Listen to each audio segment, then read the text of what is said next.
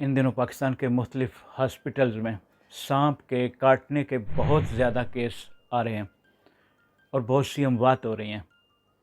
آج کل پاکستان میں شدید سیلاب ہے اور بدقسمتی سے یہ جو پانی آ رہا ہے اس میں انتہائی زہریلے سانپ بھی بہہ کر پاکستان کی سیلابی علاقوں میں آ چکے ہیں اور روز بروز سانپ کے کاٹنے کے کیسز بڑھ رہے ہیں۔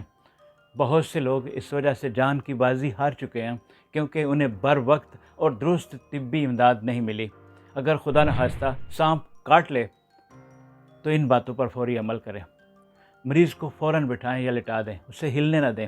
جتنا کم وہ ہلے گا اتنا کم زہر پھیلے گا۔ سانپ کو مارنے یا پکڑنے کی کوشش نہ کریں، صرف اس کی تصویر لے لیں اگر ممکن ہو تو۔ یہ ڈاکٹر کو صحیح اینٹی وینم دینے میں مدد دے گی۔ کاٹنے والی جگہ کو دل کے لیول سے نیچے رکھیں تاکہ زہر خون کے ذریعے اوپر کی طرف نہ پھیلے۔ زخم سے کوئی چیز نہ چوسیں، نہ چیریں، نہ کاٹیں۔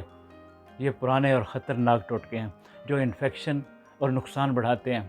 زخم پر برف نہ رکھیں، شراب یا الکوہل نہ لگائیں، یہ خون کی روانی کو متاثر کرتے ہیں اور حالت بگاڑ دیتے ہیں۔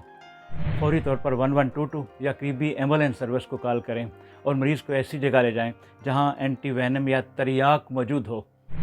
زخم کے آس پاس کی چیزیں جیسے چوڑیاں، انگوٹھی، جوتے وغیرہ ہٹا دیں کیونکہ سویلنگ ہونے کی صورت میں یہ چیز اتارنا مشکل ہو جائیں گی۔ زخم کو صاف کپڑے یا نرم بینڈیج سے ڈھک دیں لیکن بہت ٹائٹ نہ باندھیں۔ یاد رکھیں، سانپ کے کاٹے کا واحد مؤثر علاج اینٹی وینم ہے اور یہ صرف ہاسپٹل میں ہی دستیاب ہوتا ہے۔ اگر سانپ نظر آئے تو اس کی تصویر لیں۔ آج کل AI یا چیٹ GPT پر آپ اگر اپلوڈ کرتے ہیں تو آپ پتہ لگا سکتے ہیں کہ یہ سانپ زہریلا ہے یا عام سانپ ہے۔